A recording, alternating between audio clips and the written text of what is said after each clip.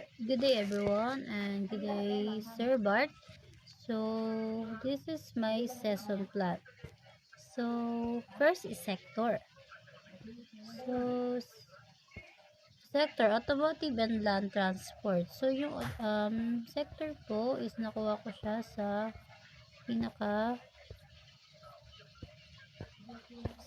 pinakaunahan ng TR.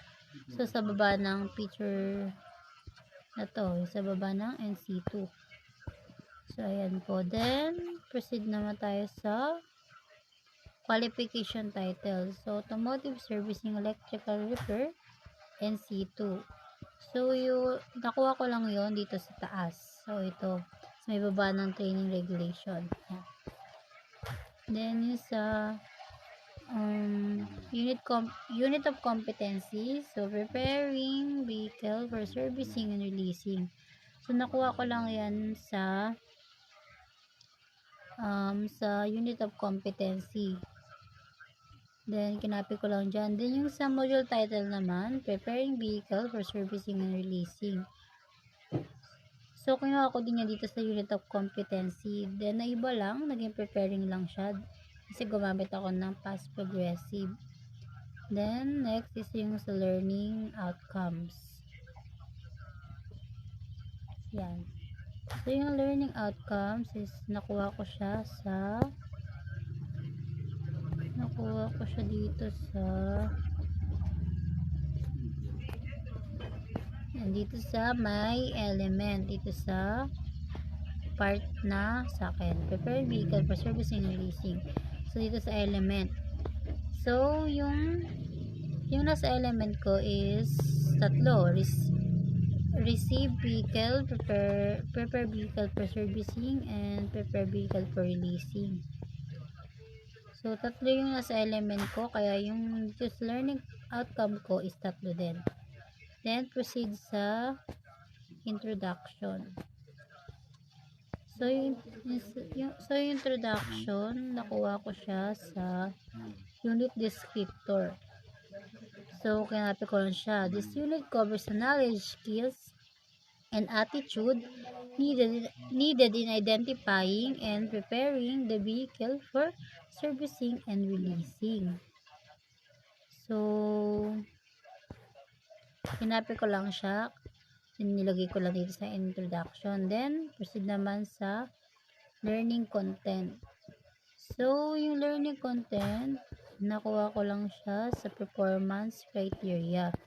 Yung may mga highlight na word. Then, pag wala naman, pwede naman yung pinaka meaning lang niya yung kunin.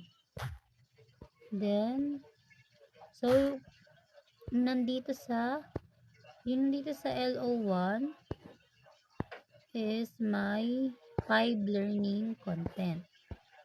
Kaya ang ilagay ko dito sa LO1 is 5 learning content. So, proceed naman tayo sa methods. So, yung methods, yung lagay ko sa methods is nakuha ko lang siya sa baba ng TR. Dito sa may methodology. So, hanapin lang natin kung nasan. So,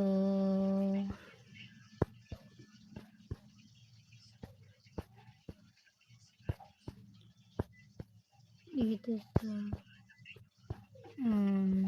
so ito, preparing vehicle for servicing and releasing. So, sa methodology, ito yung lecture, demonstration, video presentation, and workshop. So, kinapi ko lang siya, then nilagay ko dito sa methods. So, ganoon din sa iba. Yun din yung nilagay ko sa method. Then,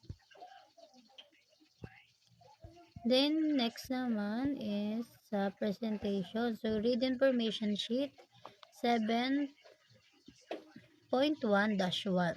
So, yung 7 is yung bilang ng unit of competency. Kaya, so, pang 7 yung sa akin doon, kaya 7 yung nilagay ko dyan. Then, yung sa 1 naman is yung number ng learning outcome.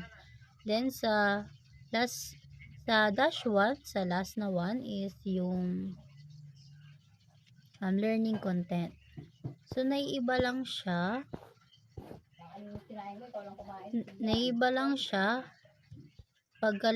So, ito, 7.1-2. So, naiba lang yung sa huli niya kasi nasa pangalawa na tayong learning content. Then, yung sa practice naman is yung self-check na sa topic na diniscuss yung may competency, learning outcome, and learning content. So, 7.1-1. So, ganun din dito. Naiba din yung dulo niya. Then, sa feedback naman is yung evaluate the answers to answer key. Evaluate yung answers sa answer key ng self-check na ginawa. So, yan. Kinapit ko lang din yung 7.1-1. Then, yung sa resources, mga materials na gagamitin sa pag-discuss like projector, laptop, PowerPoint, presentation.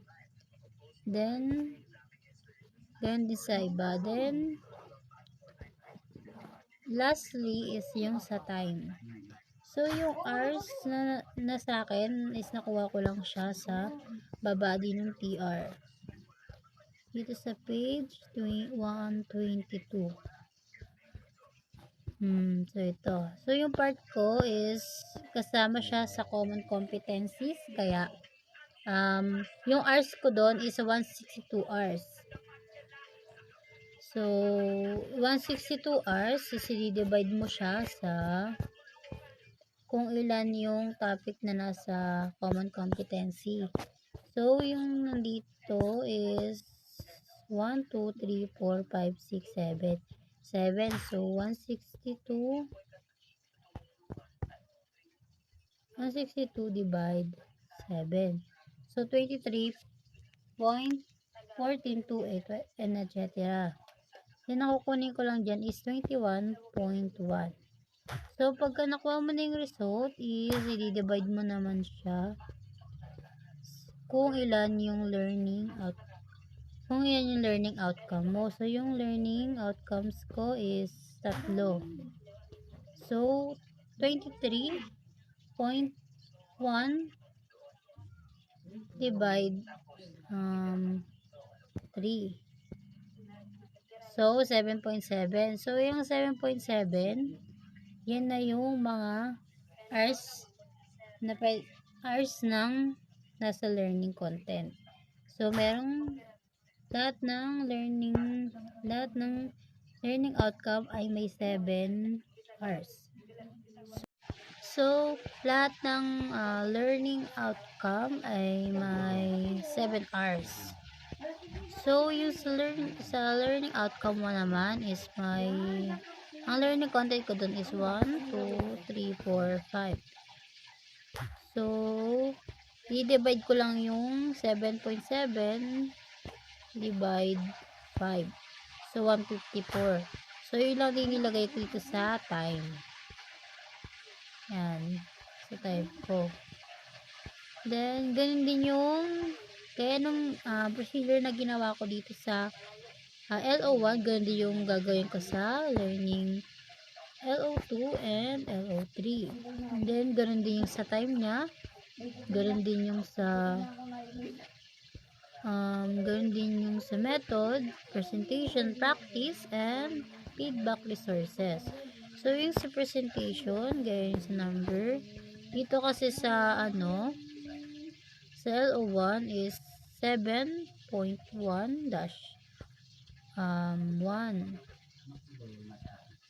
Yan. Then, dito sa learning, so dito sa learning outcome 2 is yung gitna niya is naging 2 na. Kasi nabago siya dahil sa learning outcome 2. So, naging ganyan siya. So, gano'n lang. Gaya na ginawa sa LO1, ganyan din gagawin sa LO2. So, ito na yung ito po yung end ng pag-discuss ko ng session 3. So, thank you po.